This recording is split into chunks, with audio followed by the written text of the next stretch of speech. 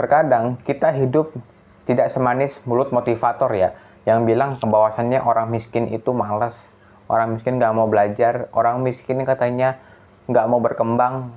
Itu tidak benar sekali teman-teman. Kita harus bisa memahami realitas. Yang jadi pertanyaan adalah si motivator tersebut dari kalangan mana dia lahir. Kan seperti itu. Tapi di sini gue mau menekankan bahwasannya kita jangan juga terlalu termakan oleh narasi media. Kita harus bisa membangun narasi yang kita buat.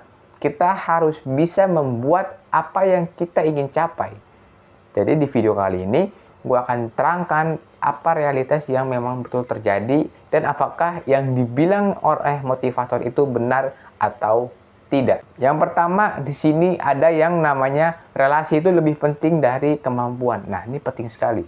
Dalam mencari pekerjaan di Indonesia itu lebih mementingkan orang dalam atau relasi dibandingkan kita kemampuan atau skillnya. Kalau kita misalnya sangat hebat sekali mengedit sebuah video, ya kan, kita menjadi seorang editor profesional, tapi kita nggak punya kenalan dengan media-media besar, ya kita nggak bisa pakai skill kita juga. Jadi di sini yang gue tekankan adalah pinter boleh, tapi relasi itu lebih penting. Orang yang skillnya mungkin biasa aja, tapi karena relasinya lebih kenceng, karena banyak kenalannya, itu sangat besar sekali peluangnya dibanding orang yang skillnya hebat tapi nggak punya relasi sama sekali. Nah, jangan hanya yang kadang kita kerja biasa pun nih, kita kerja hanya seorang kasir di sebuah toko retail, tapi kita nggak punya relasi untuk bergabung tersebut, itu juga nggak bakal bisa diterima. Nah, istilah ini muncullah yang namanya istilah orang dalam, istilah harus bayar dan sebagainya. Nah, ini baru. Jadi yang kita dengarkan bahwasanya kita kalau punya skill gampang nyari kerja, itu kata motivator, tapi enggak, relasi itu lebih penting daripada skill. Karena gue pernah ngalamin, ya kan, gue pernah ngalamin ternyata relasi sangat penting sekali dibanding sehebat apapun skill kita. Nggak punya relasi, kita bakal tetap mati teman-teman. Investasi itu sangat penting. Nah, jadi dibandingkan kita menabung, investasi itu penting. Nah, ini yang kedua ya. Kalau kita kerja dari pagi, dari jam 8 misalnya sampai jam 5 sore, kita hanya gajian, belanja, terus ditabung di rekening, itu uang kita hilang. Kan ada yang namanya konsep inflasi, ya kan? Teman-teman SMA itu belajar konsep inflasi, permintaan dan penawaran, supply demand, dan lain sebagainya. Nah, jadi kalau yang paham nih, jadi kalau kita hanya nabung di rekening, itu kita namanya bunuh diri. Bukan bunuh diri sih, intinya itu uang itu diambil sama inflasi. Kalau kita berinvestasi, kita sudah tahu nih, uang kita bakal growth berapa persen setiap tahunnya. Nah, jadi teman-teman yang masih skeptis terhadap investasi, ayolah kita mulai belajar. Ya, caranya gimana? Teman-teman bisa pantau Instagram atau akun-akun yang memberikan edukasi seperti ini, edukasi investasi. Dan teman-teman juga, kalau kita berinvestasi itu bukan hanya ke aset ya, ke ilmu, ke pola pikir, kita dengan beli buku, itu investasi. Contoh, teman-teman yang nonton video ini jadi tahu, itu investasi namanya. Contoh, teman-teman subscribe sekarang. Investasi nggak? Investasi. Kenapa? Karena gue kan ngasih informasi. Ingat, informasi lebih mahal dibandingkan fakta. Maksudnya informasi itu lebih mahal dibandingkan edukasi. Ingat, bedakan informasi dengan edukasi. Kalau edukasi itu kan belajar, kita belajar ekonomi, belajar teori. Kalau informasi itu informasi yang baru. Misalnya, oh ekonomi sekarang lagi menurun ya, itu namanya informasi. Jadi jangan disamakan ya teman-teman. Nah, intinya adalah kita jangan hanya bekerja sekeras mungkin, tapi kita juga harus bagaimana belajar berinvestasi dengan baik, belajar cara mengatur uang yang baik. Penampilan itu sangat penting. Nah, ini penting sekali.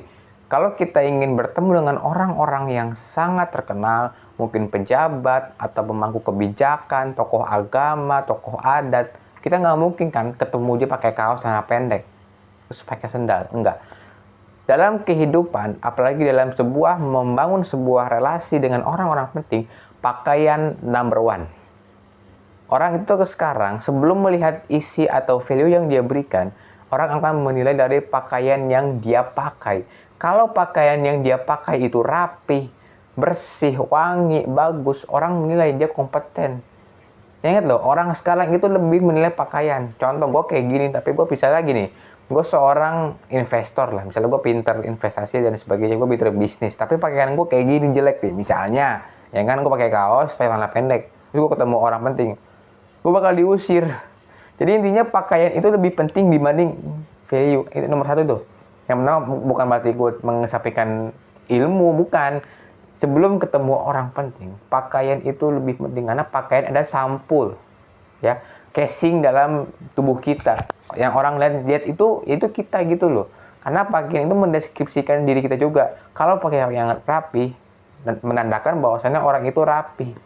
Kalau menggunakan pakaian yang yang kotor, yang bau, orang menandakan kita jorok.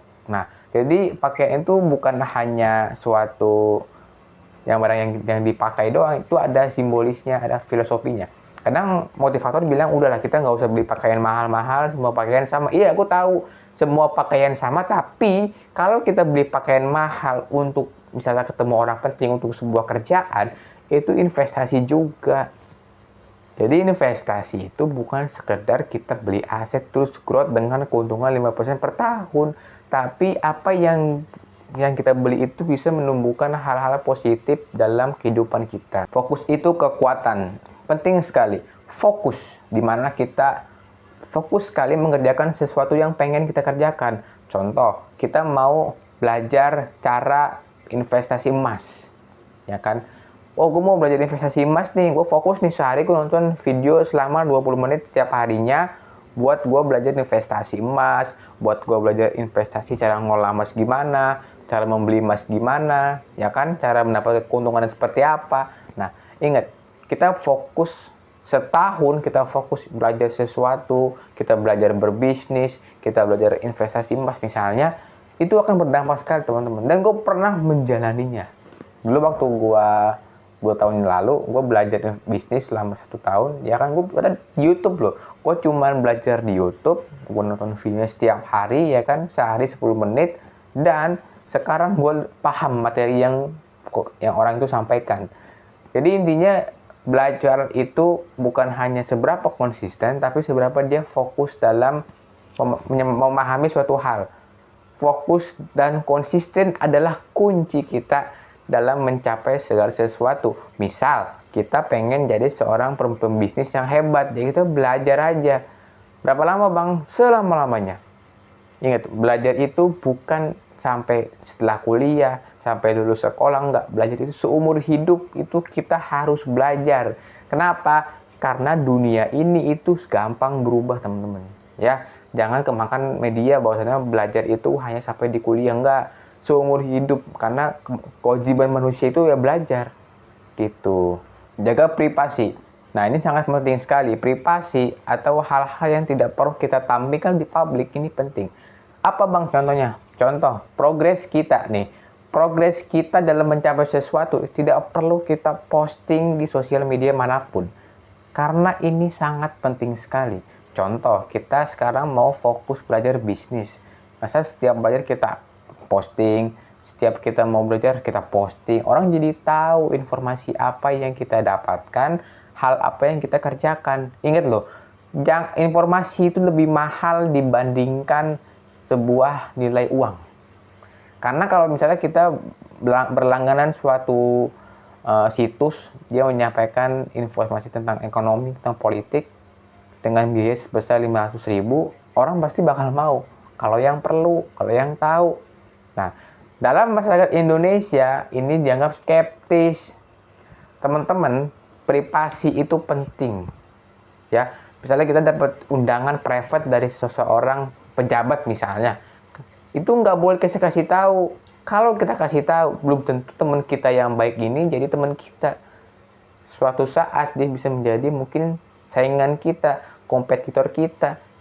Jadi kita jangan loh, bahkan sampai dengan keluarga pun. Jadi teman-teman harus menjaga nih, mana yang disebut privasi, mana yang harus kita sharing. Jangan kita jadi orang yang terlalu oversharing, jangan terlalu menjadi orang yang apa-apa dibicarakan dengan orang banyak, apapun kita kasih tahu ke orang, jangan.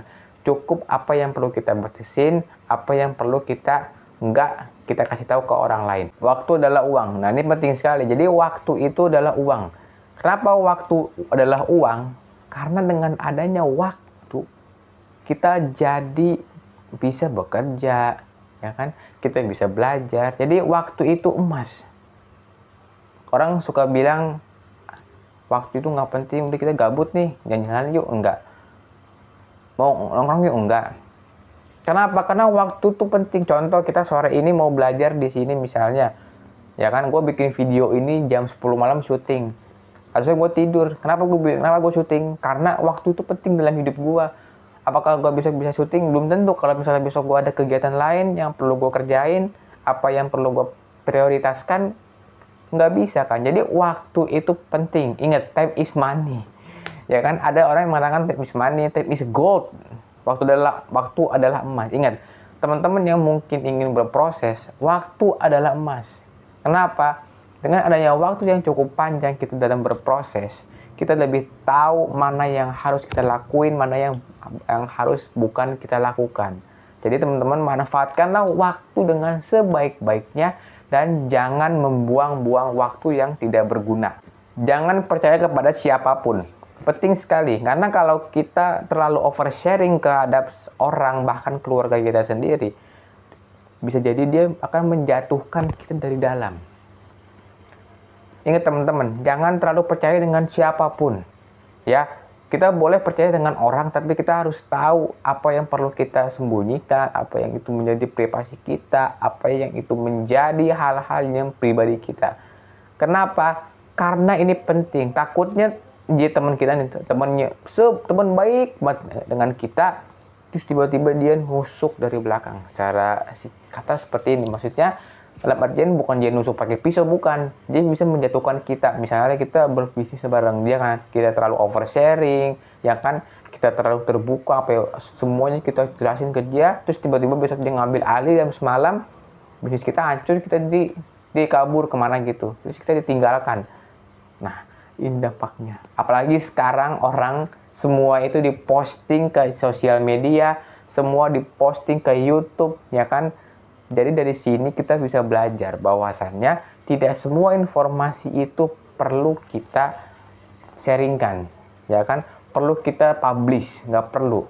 Nah, itu adalah beberapa realitas yang ada dalam masyarakat. Terima kasih.